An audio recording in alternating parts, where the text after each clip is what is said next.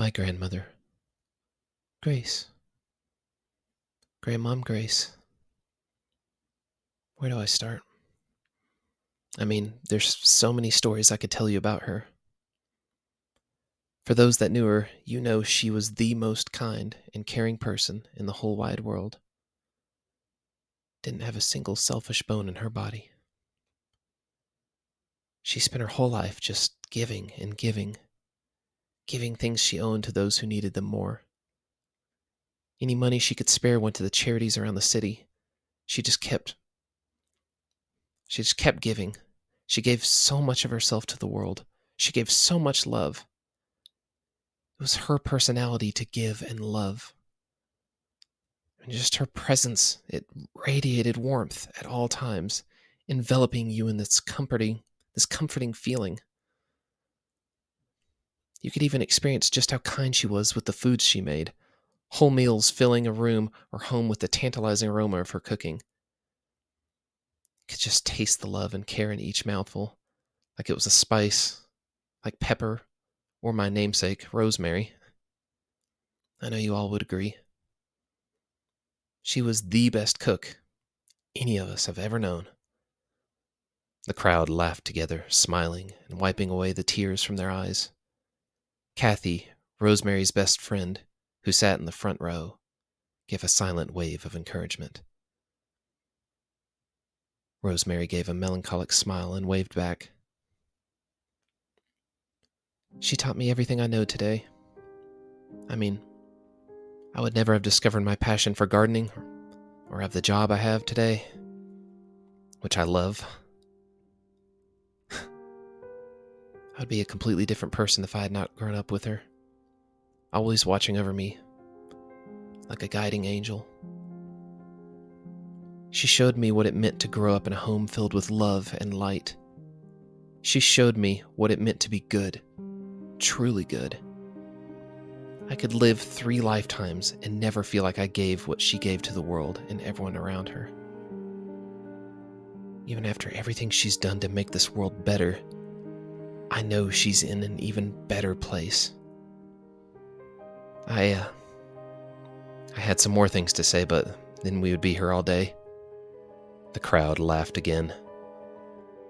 I would instead end this by asking all of you to take the time to look around and see what all of you, each one of you, can do to change the world. I know that seems like a lot to ask, but it doesn't have to be huge, just the little things, like she always did. By the time our end comes, those many little things will seem huge in everyone else's eyes. Let's all try to be just a little bit better. Let's all try just a little bit harder to make this world the way that she would want, the way that she would have done, something that would make her proud. I know that's all she would want. I love you, Grandmom. We all love you. Among the others who gathered, quietly conversing, stood Rosemary, still and silent, watching the memorial slideshow. Her smile was light but tinged with sadness, her eyes misty, as she experienced her favorite memories of her grandmother over again. The day she baked those purple cupcakes with her, and how spectacularly they failed. The kitchen had never been messier, and the cleanup took forever, but it had been so much fun.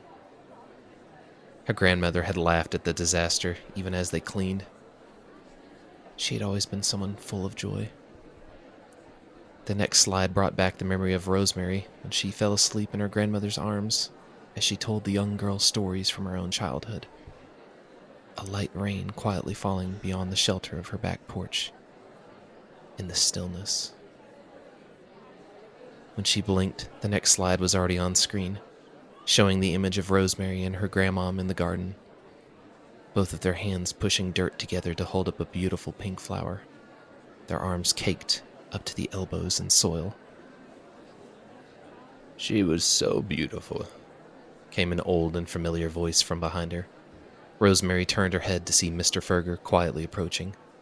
His own sentimental smile wrinkled his face, his eyes wet with unshed tears, and gaze distant with memories. Such a beautiful soul. What you said up there was so touching. It broke my heart in all the right ways.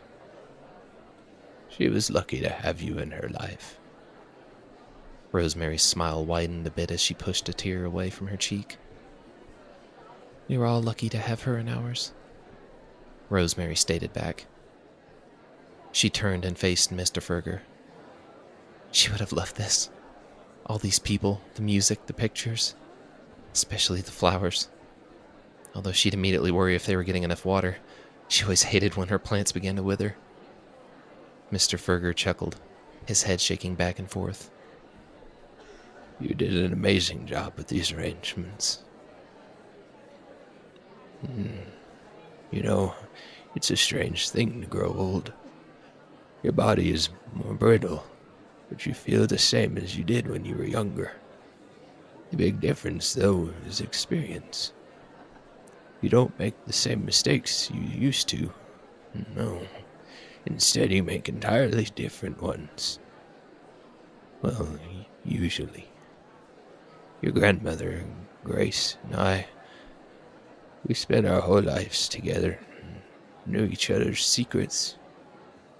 There are so many wonderful memories. And there was so much time back then. We thought we had all the time in the world. And it would just stand still, just for us. You want to know something funny? Well, maybe it's a bit sad. But in all that time, I never once told her how I really felt about her. I loved her deeply. So much. Yet I never had the courage to tell her. I visited Grace as often as I could, and not one time did I ever just say it. Why was I so scared? What was the harm? What would have happened? Absolutely nothing. Or everything. Anything. Even if she didn't feel the same, Grace wouldn't have hated me. It was the worst mistake of my life. Absolutely foolish. The old man slowly came back from his memories, his eyes filled with tears as he stared at Rosemary. Promise me, you will never make the same mistakes I did. If you see something you want, reach out for it. Grab it before it's gone. You don't want to live a life thinking what could be. Nothing will haunt you more.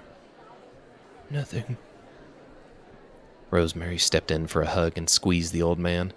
There was a long moment as they just held each other. I promise.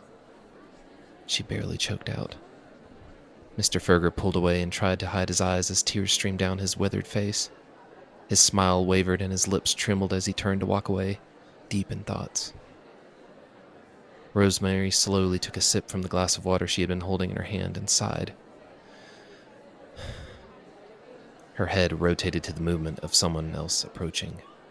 Hey, Mom, she said in a slightly cold tone, her mother dressed impeccably as always in her red dress suit and slightly smelling of cigarette smoke, stopped a few feet away. I'm sorry I was late. I was finding it difficult to come in, for more reasons than one. Had to have a cigarette to calm my nerves. She smiled lightly, but it felt fake, forced even. I heard the eulogy, though. I wish I had come up with something that meaningful. I should have written something, said something, just done something. Anything more. It's okay. You paid for the funeral, so that's enough, Rosemary replied. Her mom's lips twitched slightly, and her face was a mask of regret. Still, though, I should have done more. She opened her mouth as if she wanted to say something else, some meaningful message perhaps, but stopped herself. Are you okay? Rosemary nodded after a brief pause, curious what she was going to say. I'm all right. Thank you for showing up. I know you two were never close, but I really do appreciate everything you've done.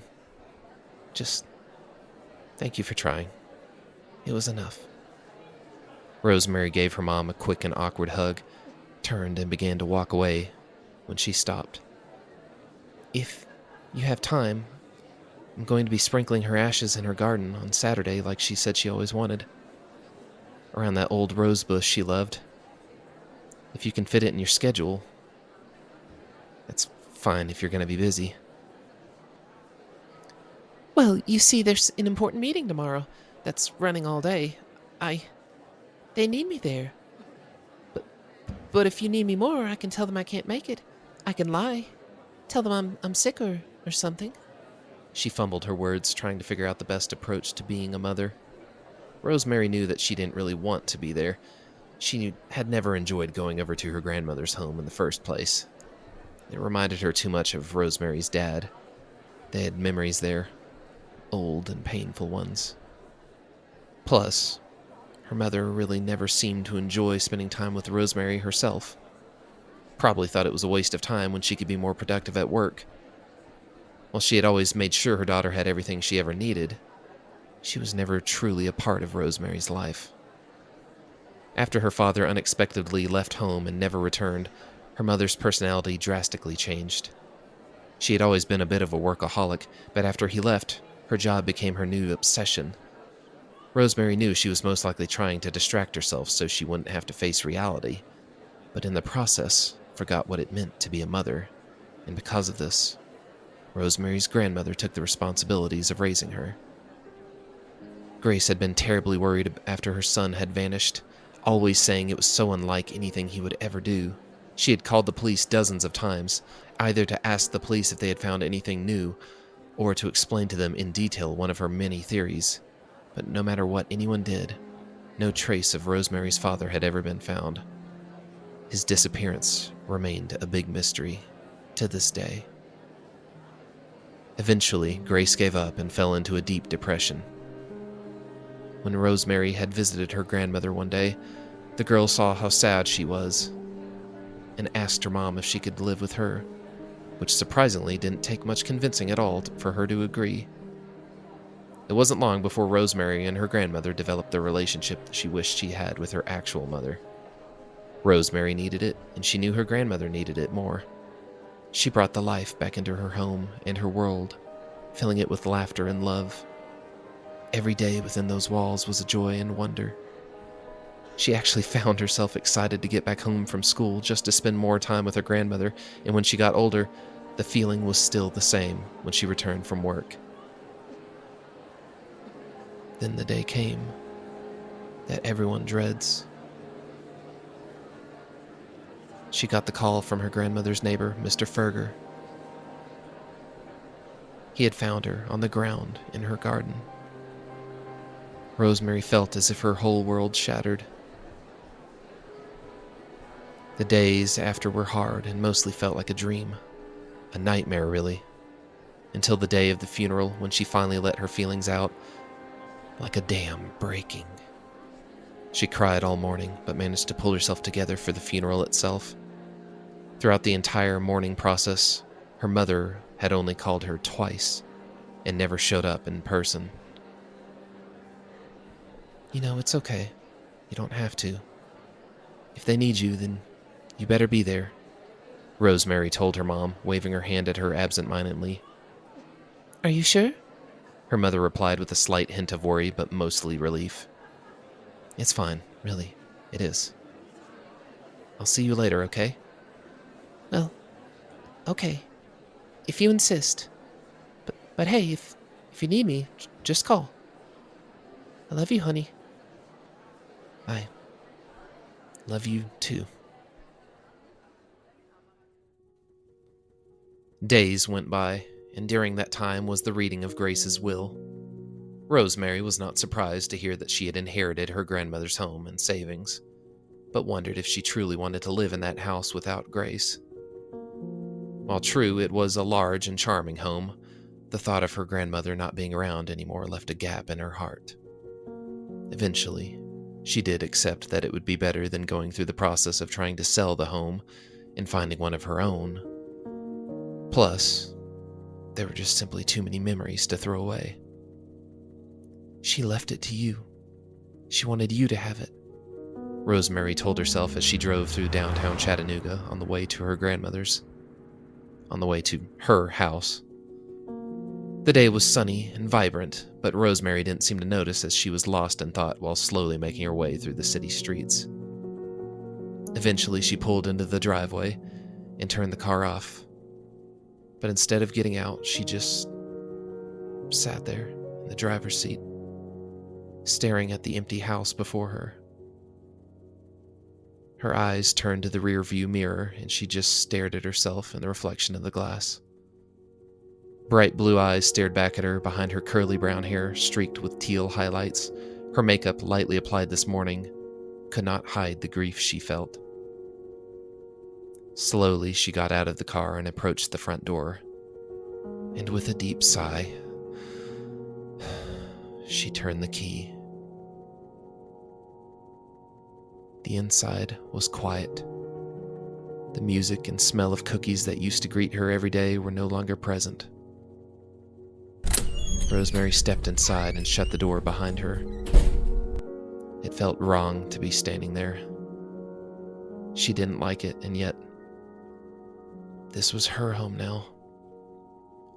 She would have to learn to get used to it. Rosemary walked into the kitchen and placed her purse on the countertop. The sudden ringing of her phone startled her, and she jumped slightly. She slid her phone out of her purse and checked to see who was calling. Kathy. Like her grandmother, she had always been there when her real mother was not. Once, Rosemary had terribly twisted her ankle on a hike one day, and Kathy carried her all the way down the 2-mile trail. Even took the time to stop by and grab her favorite ice cream on the way back from the doctor. Nobody could wish for a better friend. Rosemary smiled as she answered the call. Hello? Hey, Rose. Was just calling to check up on you. How are you doing? Just surviving currently. I'm at her house right now. Well, my house now, I guess. It's really strange being here without her. It's so quiet. I can feel just how empty it is, I kind of feel like I want to cry. Oh, hey, do you want me to come over? It's no big deal. I can swing by and grab some of that barbecue you like if you want, or some wine, anything. Do you want to have a drink tonight? No, it's okay. I don't really feel like drinking. And honestly, I don't really feel like socializing either. I know it probably would help in the end, but I think I need tonight to myself. Hey, I understand. It'll definitely take some getting used to, but if you need me or anything at all, just let me know, okay? Will do. I'm gonna go, though, okay? I still need to spread her ashes in the garden, and I kind of want to get that over with. Oh, yeah, well, I'm just a call away. Sending love and thoughts. Bye. Thanks, bye. Rosemary hung up and set the phone down. She sniffled, then ran her fingers through her hair, and with a sigh, she pulled out the silver urn she had tucked away, staring at the name Grace carved in it, and ran her fingertips across the lettering. Just as she turned to head out the back door to the garden, there was a knock at the front door. She changed direction and went to answer it. Oh, hey, Mr. Ferger, she greeted the old man as the door opened. His smile instantly made her feel better as she stepped forward. Hello yourself. I saw your car pull into the drive. Just wanted to get this over to you before you got settled in. Was up all night making it. Well, not really. It's actually store-bought, he joked, passing Rosemary a red velvet cake. Oh, she said with a welcome surprise. My favorite. Oh, thank you so much. You didn't have to do that. Of course I did. I knew you would enjoy it, and don't try to tell me otherwise, he said with a wave of his hand. Just don't go eating the whole thing all at once. Don't want you getting sick like you did on your 11th birthday. They both laughed, though Rosemary's was tinged with embarrassment. She raised her eyebrows. Never puked so much in my life. Plus, I didn't get a wink of sleep that night. Mr. Ferger smiled wider. That was a fun day. Well, I don't want to be a bother. Just wanted you to have that. If you need anything, I'm just a stone's throw away. The old man turned to leave. Actually, Rosemary started, causing Mr. Ferger to stop in his tracks. I'm about to spread her ashes in the garden. Would you like to join me?" His face filled with emotion, and he just silently nodded. "Come on in, then." The two of them walked down the old halls, passed through the open kitchen, and out the back door. A funeral procession of two, heading to a special resting site. The sunlight half blinded them as they stepped out into its brilliant rays. The two walked in silence through the beautiful garden, still filled with life. Over the years, they had planted dozens of species of flowers and trees in this garden.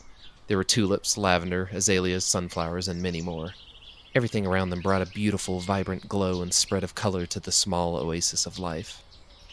"Glad it rained the past couple of days," Mr. Ferger spoke aloud when they reached the gazebo. "The plants needed it." On the other side of the small building was a bush that used to grow the most beautiful roses. If you had asked Rosemary, she'd say they were the most beautiful flowers anywhere in our garden world. She had always been convinced of this, for these flowers were special.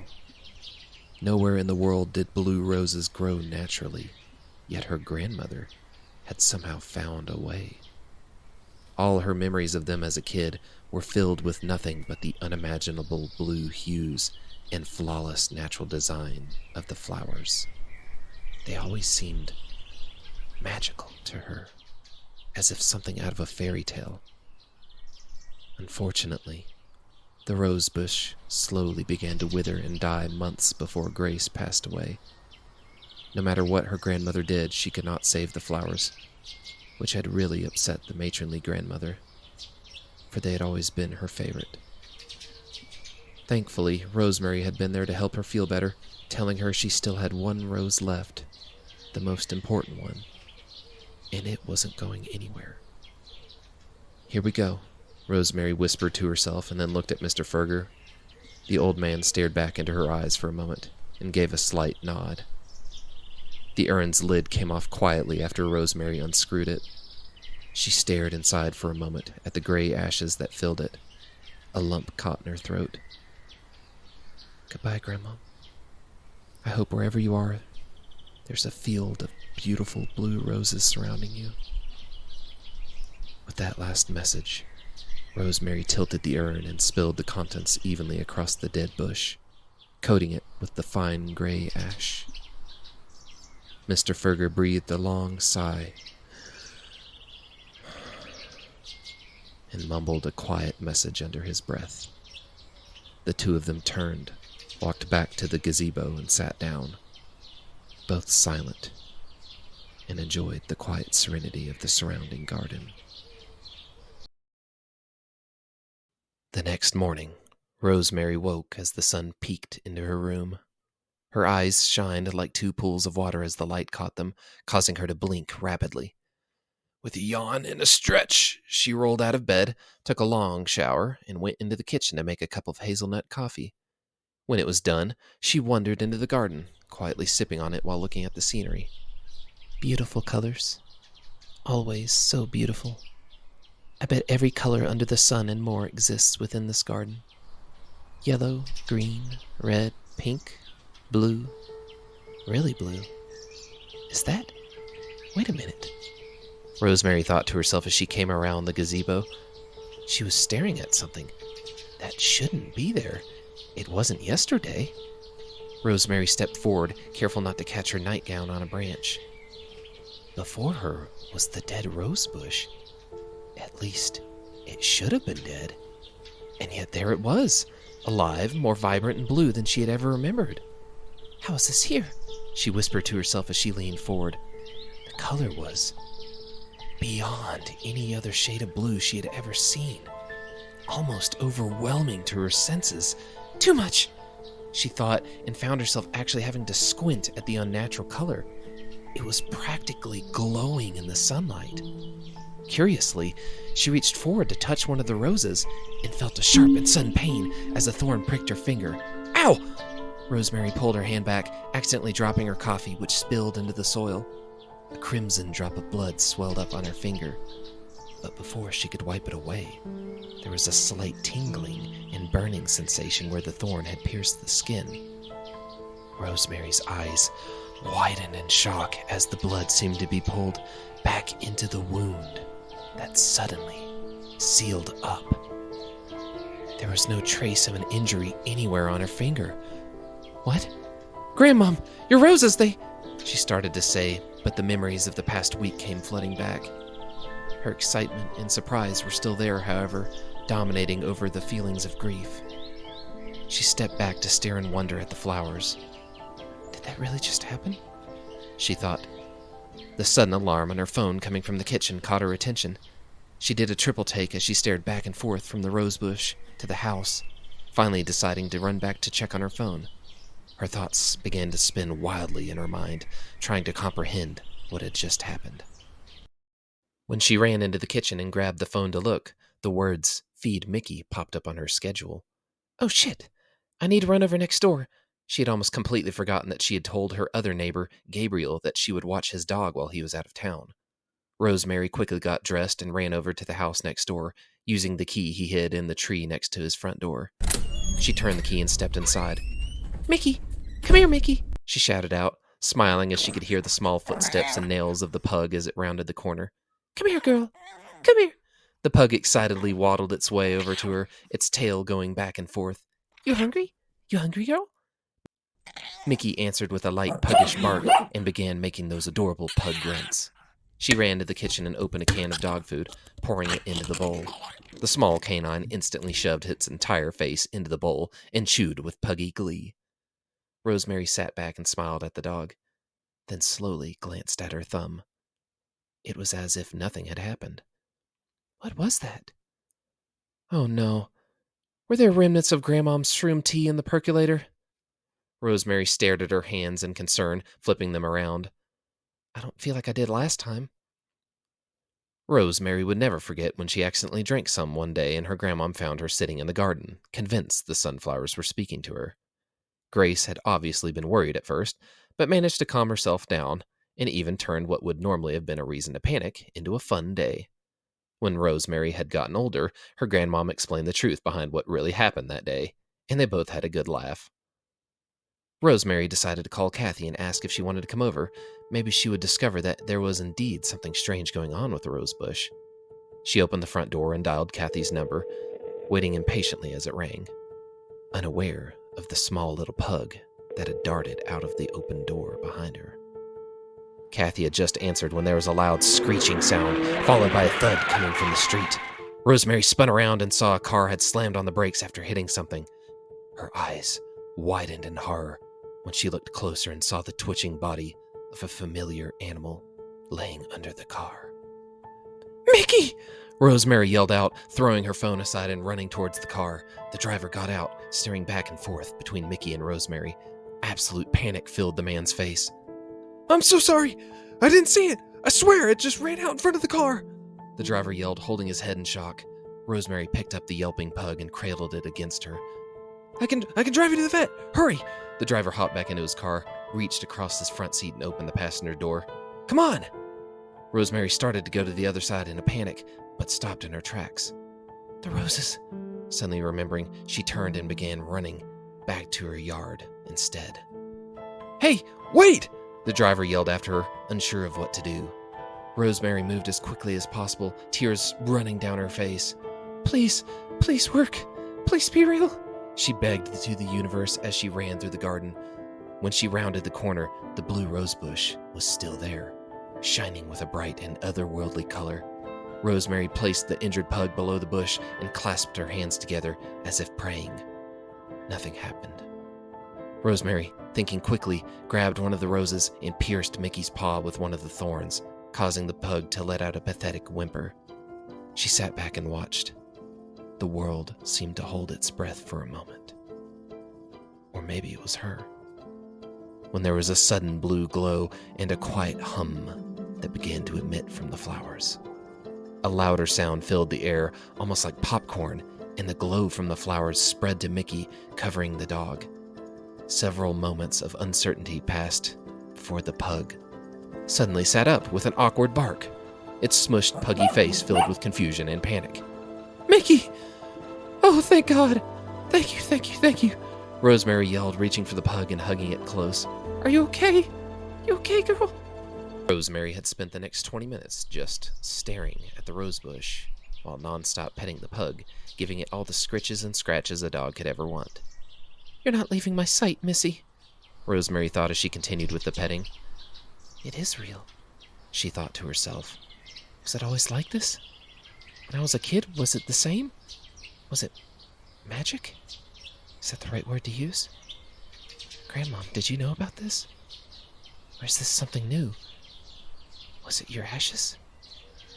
No, that doesn't make much sense, though. Wood ash helps with plant growth, but human ashes have too much alkaline and sodium levels.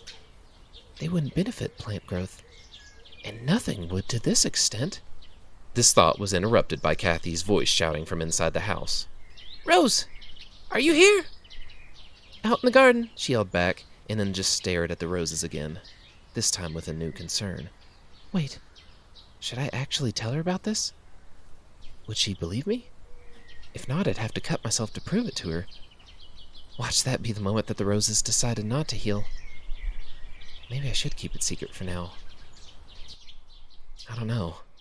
Rosemary stood and walked to the other side of the gazebo, where Kathy skid to a stop, panting and bracing her hands against her knees.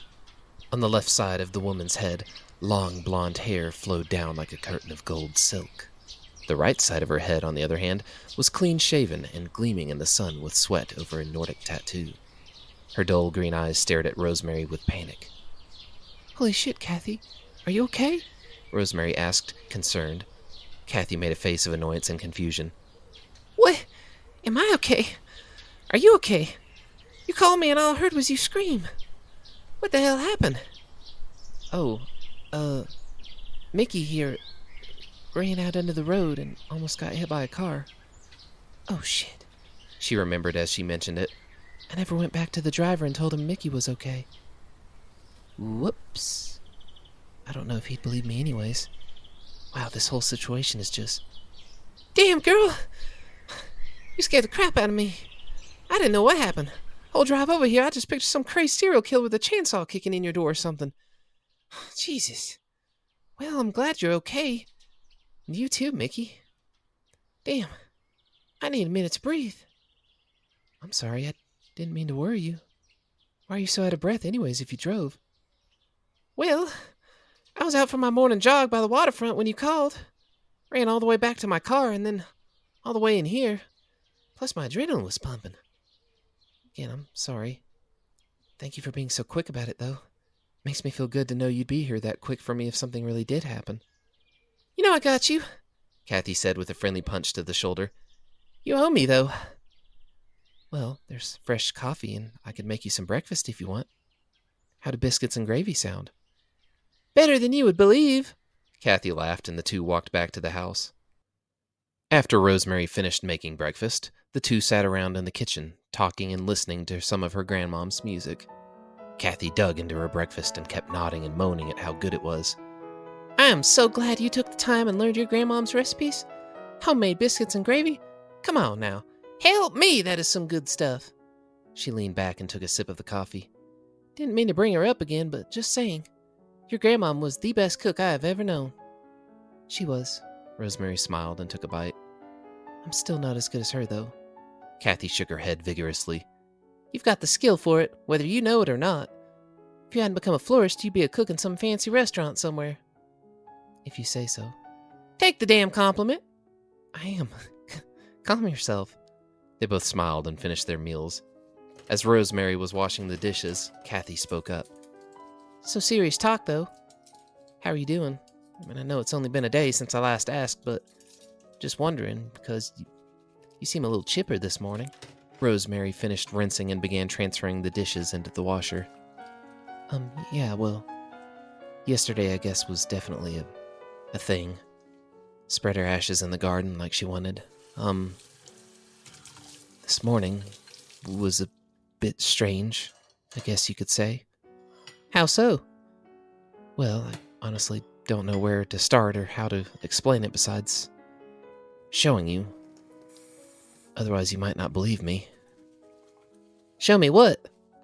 Kathy's phone began to vibrate on the table and she reached for it. Hello? Hey, Mom. Is everything okay? What? Oh, well, no, Mom. That's the new washing machine.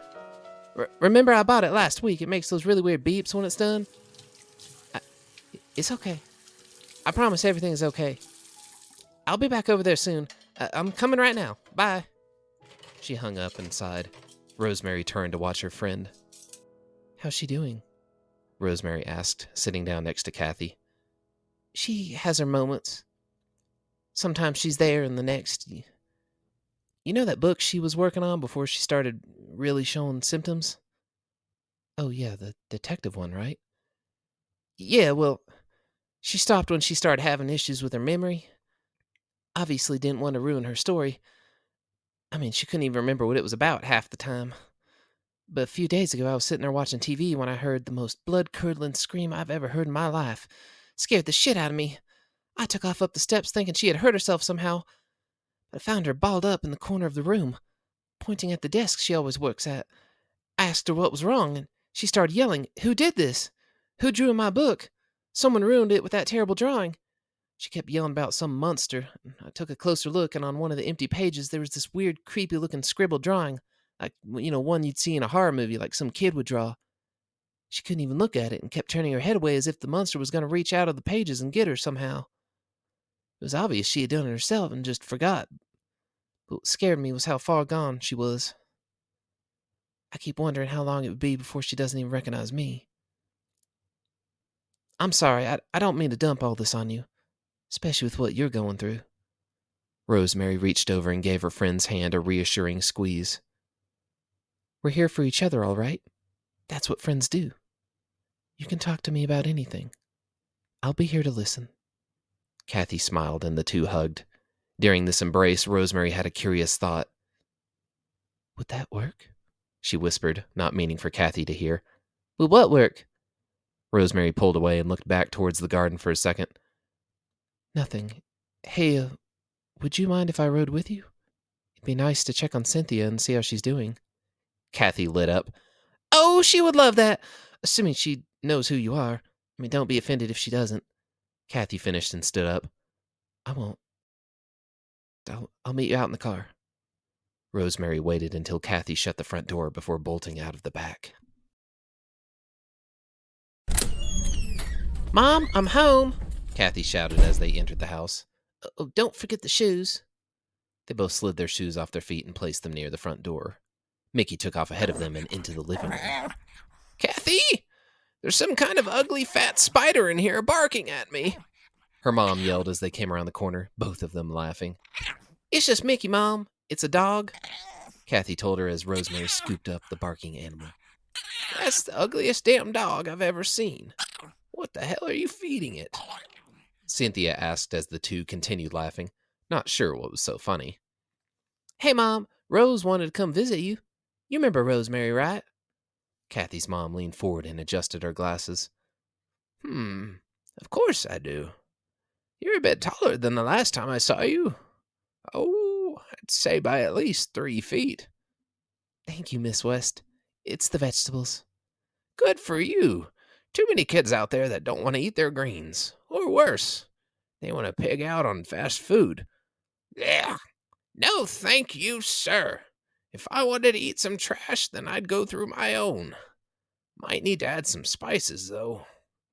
Rosemary laughed as Cynthia rambled on. Speaking of food, are you hungry, Mom? Kathy asked her as she started for the kitchen. Oh, well, now that you mention it, can you make me a 5-course meal with truffles and some of that edible gold? All the expensive stuff. And get to it. Chop, chop, she yelled her order at her daughter. So 1 BLT? Kathy asked back. Yeah, that'll work. Kathy smiled and turned away. Rosemary placed Mickey down on the floor and sat next to Cynthia. So how are you feeling, Miss West? She asked her. Oh, I could be better. I stubbed my toe today. It hurt something awful. Oh, no. I'm so sorry to hear that. Well, it's all right. Better than being burned alive. Yeah, I would imagine so. No, but honestly, my mind isn't what it used to be. Keeps getting all foggy and muddled and whatnot. It scares me sometimes. I keep forgetting things. It's there 1 second and... what were we talking about? Rosemary smiled lightly and leaned a bit closer. We were talking about you, Miss West. Oh, my favorite subject. Of course, we were talking about how beautiful your hair was.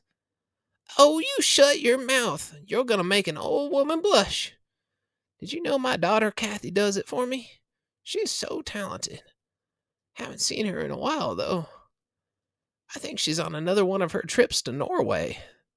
I hear that place is cold, so I keep telling her to bring a jacket. Rosemary's smile faltered a bit. She's not in Norway. She's in the other room, Miss West. Cynthia turned, staring at her with a puzzled look on her face. Who is my dear? Rosemary leaned back in her seat. You know, you look like someone that used to play with my daughter. Only you're a bit taller. Rosemary. Such a sweet girl. Shame about her dad. What kind of man leaves his family? Rosemary forced a fake smile and then hesitantly reached for her purse. I brought you a present, Miss West. Cynthia's eyes lit up. Oh, for me? Oh, you shouldn't have. Kathy's mom gasped as she saw the rose, the blue glow reflecting off her glasses. My word! My word! Now that might just be the most beautiful flower I have ever seen. Thank you so much, dearie. Would you mind grabbing me something to put it in? And ow! And maybe a Band-Aid? Sure thing, Miss West. Rosemary stood and hurried to the kitchen, suddenly quite nervous. Was this really going to work? What if it doesn't? I guess it's a good thing I didn't say anything to Kathy. Wouldn't want to get her hopes up. As she entered the kitchen, Kathy placed the ingredients on the counter. Do you want a drink or something?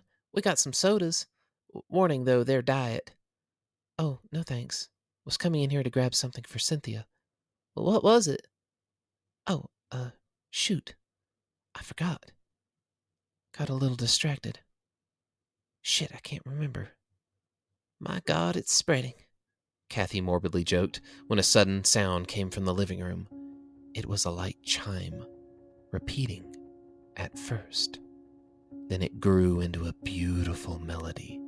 Kathy and Rosemary came around the corner and found Cynthia had moved and was positioned in front of her piano, her fingers expertly working the keys and her body swaying with emotion. Kathy gasped and placed a hand on Rosemary's shoulder. I haven't heard her playing. She didn't finish that sentence, but instead the two friends stood there in silence as she finished her song.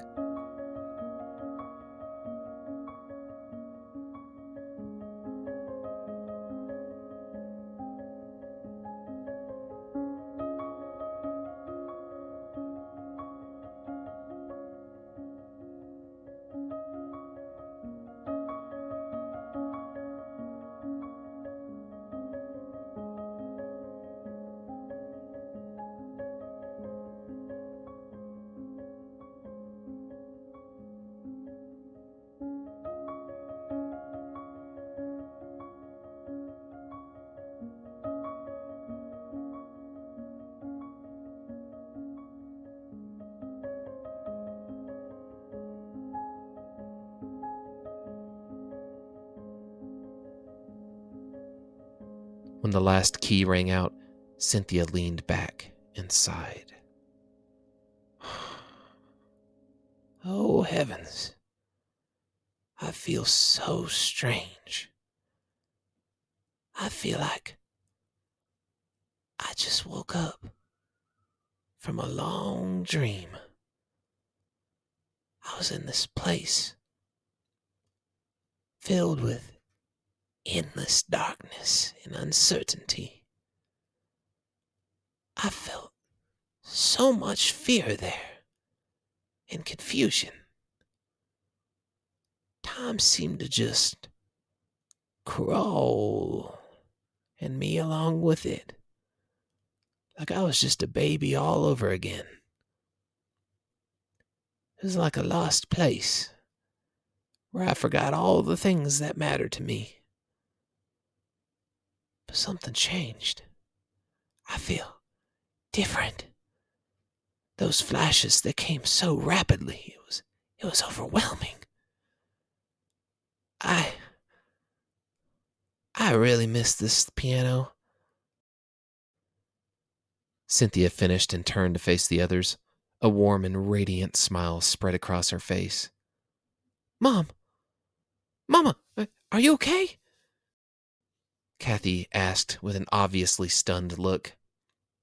I'm better than all right. I've never felt more alive. She began to laugh, and Kathy hesitantly joined in, turning and mouthing the words, "What the fuck," to Rosemary. Cynthia stood up and hugged Kathy with a tight embrace, her daughter returning the love. This is what a mom and daughter should look like, Rosemary thought. After the wholesome moment had ended, Cynthia's nostrils turned up in disgust. Now what in the name of Sam hell is that smell? Everyone could smell it now as they covered their nose and began looking around the room. Cynthia pointed past the two. Who shit in the middle of my floor?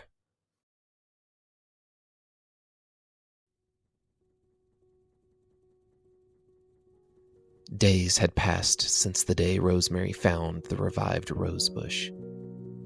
Kathy was absolutely flabbergasted by what had happened in her house with her mom, and while glad, was constantly questioning it on the ride to drop Rosemary off back at her house. Rosemary had, for whatever reason, decided not to share this information. Yet. While the mother and daughter had been embracing, Rosemary grabbed the withered blue rose, no longer holding the same vibrant glow, and tucked it away in her purse, unaware of the 2 petals she left behind. During the next few days, as she worked at Blossom's floral arrangements, she couldn't shake the knowledge from her mind that there was so much more she could do with these magical blue flowers. I could heal anyone, of anything. Cancer, gone. Deadly diseases, gone. Poisons. Aging, maybe? Or even death. I could change the whole world. Rosemary? Her colleague next to her asked, leaning her face in front of Rosemary's. Are you all right? Rosemary shook her head and glanced back. Yeah, of course. Why do you ask? Well, you were just standing there, not doing anything, and just kind of staring. Your eyes were all wide and you looked kind of crazy, to be honest. You sure you're okay? You can go home if you want to, if it's still too soon to get back into work. No, it's fine, really, Rosemary assured her coworker. But as the day went on, she could no longer ignore the possibilities. So many possibilities. Actually, maybe I should take a break.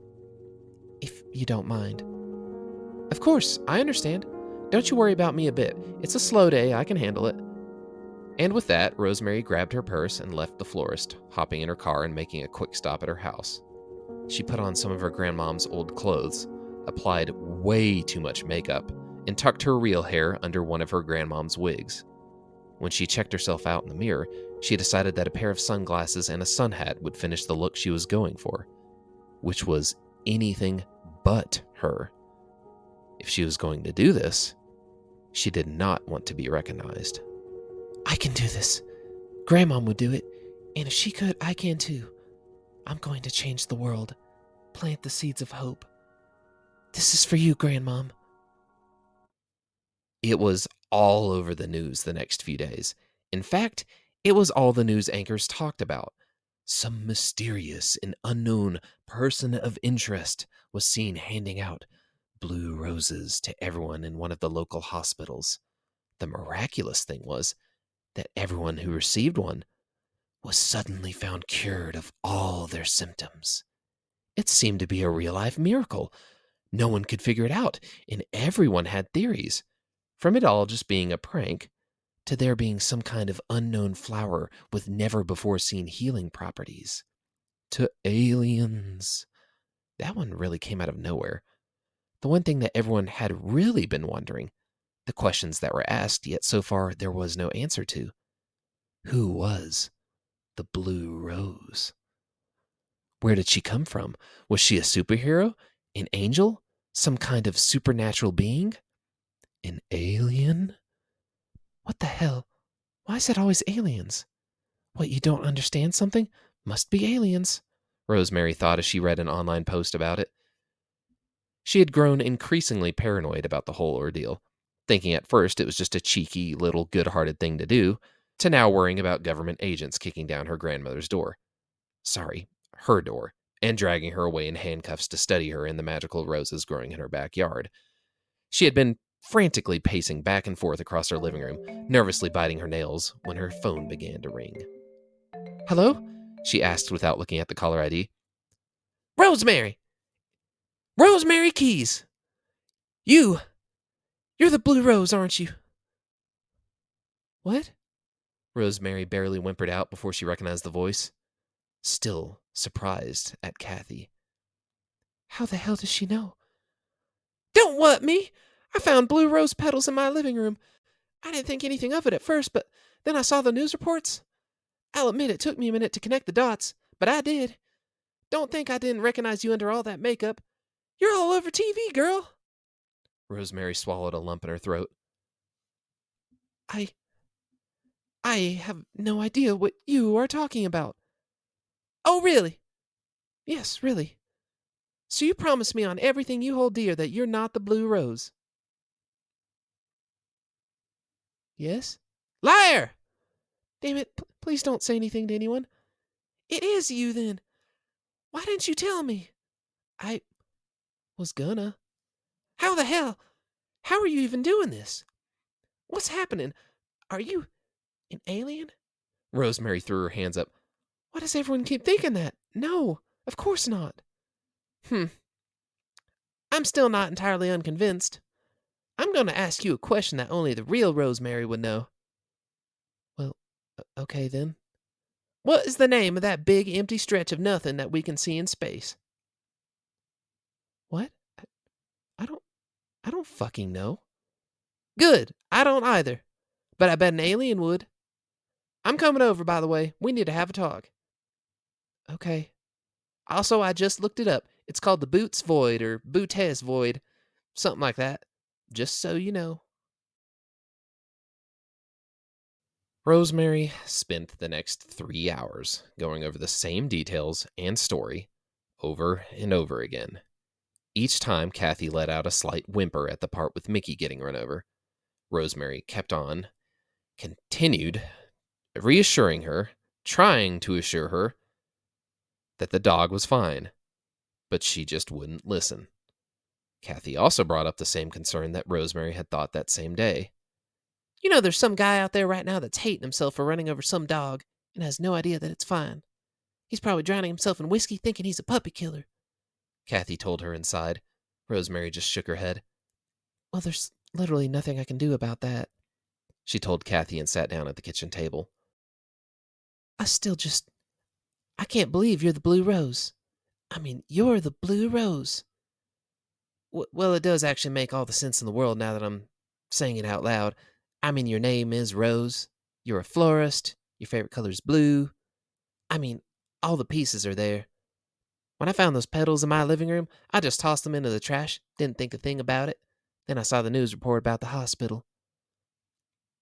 The funny thing is, they keep describing me as if I'm some otherworldly figure that showed up and vanished without a trace. If only it had been that simple. It was a clumsy execution. I was literally wandering around aimlessly half the time. I had no clue where I was going, and didn't ask because I didn't want to bring even more attention to myself.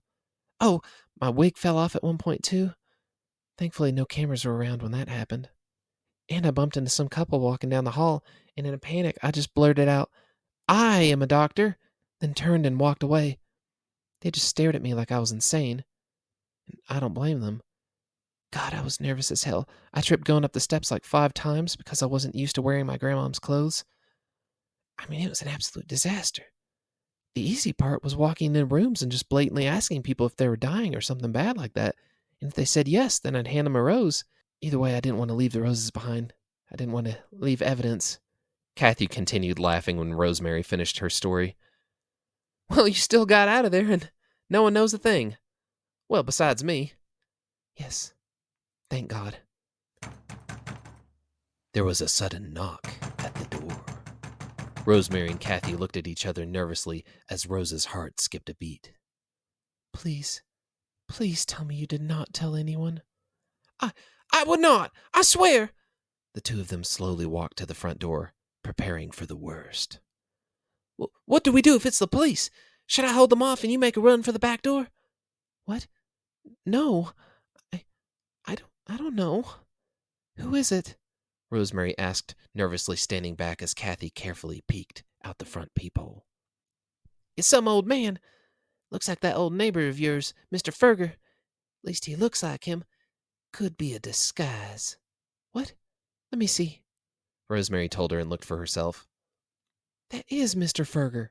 Oh, yeah, okay, yeah, sorry. Kathy apologized as they opened the door. Hey, Mr. Ferger, how are you today? Rosemary asked him. The old man smiled and nodded. Ladies, mind if I come in for a moment? I wanted to talk to you about something, Rose. They both gave a quick glance at each other. Oh, not at all. Rose spoke up and held the door open wider. Come on in. Mr. Ferger made his way to the kitchen and looked around before sitting at the table. So, I'm just gonna come right out and say it. I know you're the Blue Rose. Rosemary sighed and covered her face. Does everybody know? She asked, annoyed, and gave another deep sigh. Mr. Ferger held his hands up as if showing a sign of peace. It's okay. No need to panic. Yet, anyways. As far as I can tell, no one else knows or there'd be crowds of reporters in your front yard. Mr. Ferger smiled and rubbed his hands together, taking a moment as if trying to decide how to say something. How did you figure it out? Well, first off, I saw you coming out of the house with that outfit on. Honestly, I thought it was another woman for a moment. But you were dressed in Grace's clothes, which, while I thought it was a bit odd, I didn't pay it any mind. At least until I saw you on the news. Also, there's a little bit more I gotta tell you. I wanted to keep this secret. I have my whole life, but I guess the cat's out of the bag now. I know all about the blue roses.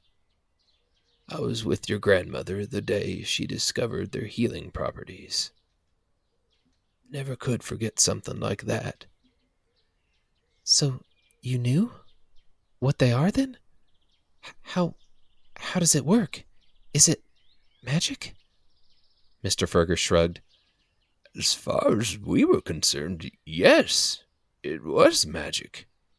What else could it have been?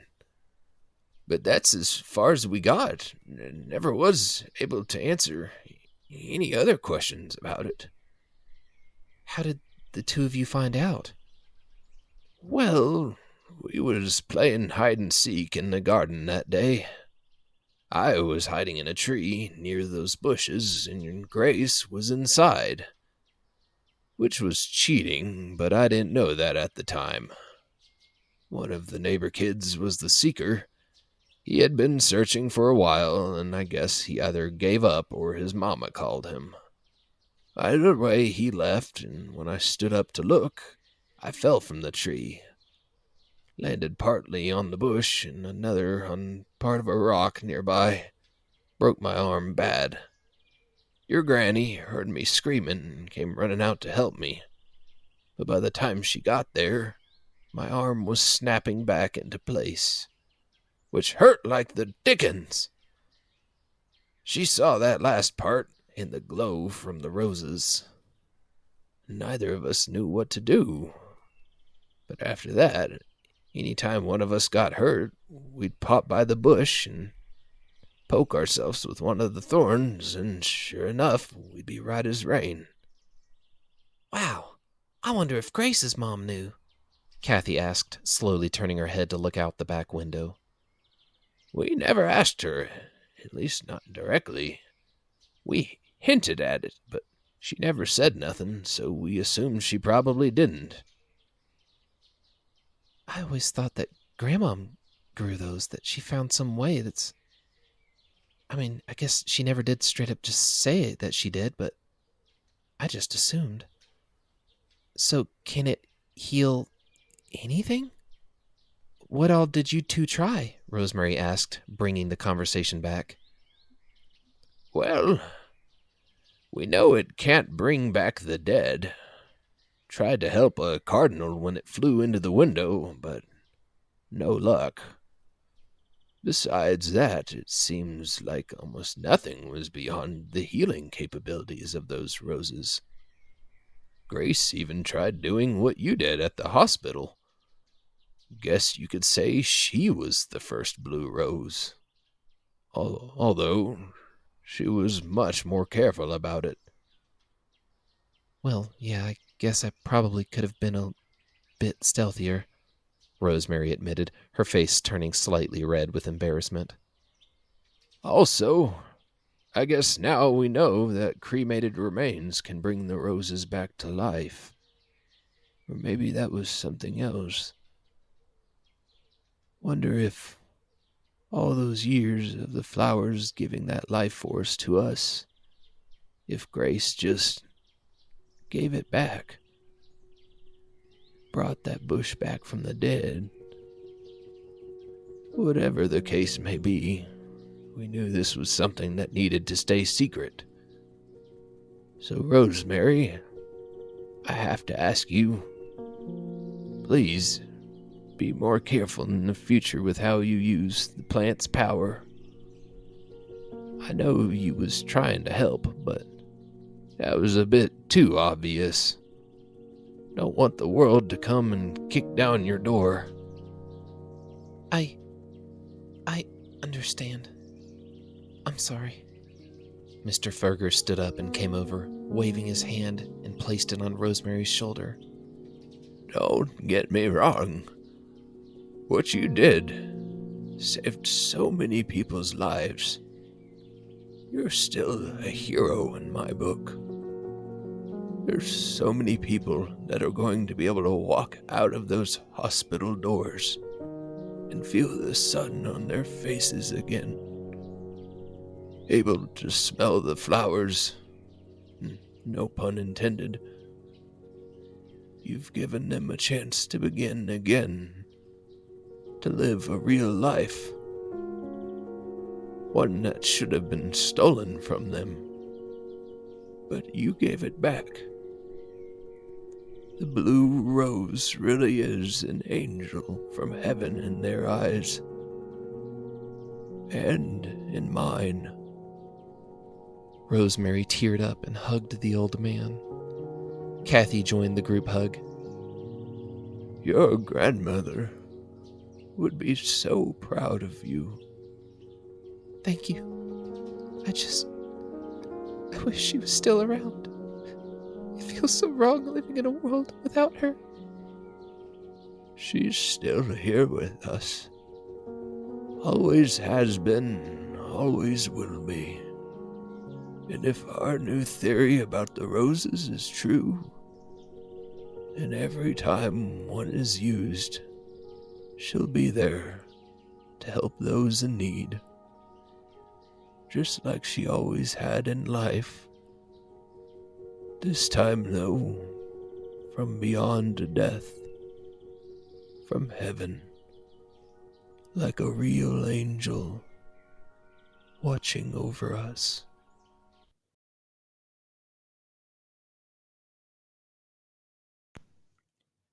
Hey everyone, this is Lucas. I'm the creator of Adam's Lost Journal.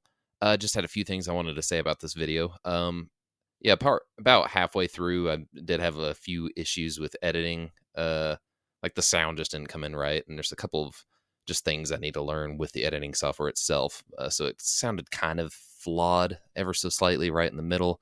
It was like right after the blue rose scene, but it wasn't big enough to like really do much. So I'm sure somebody else noticed it's like a little skip of the scene. Besides that, I'm sure you also noticed that it was much longer than usual. I'm not saying that all episodes are going to be an hour or over an hour long, but it's not so bad if they are. I like stories. I hope you do too. I also want to thank my editor because he did a good job with this one. He came in and pointed out some inconsistencies, things that could have made it better. Also, last announcement is that we're going to be taking, or not taking a break, but we're going to be releasing these once every 2 weeks instead of, once a week, because it'll just give us a little more breathing room. So once every other week on Thursday around 3 p.m., you'll get that. The trailers will come out sometime on Monday. So yeah, that's about it. And really hope you guys enjoyed this one. The next one will be Crooktooth Jack. He's a nasty person, so we'll see what the first villain looks like. Thank you guys for tuning in. I'll see you later. Bye.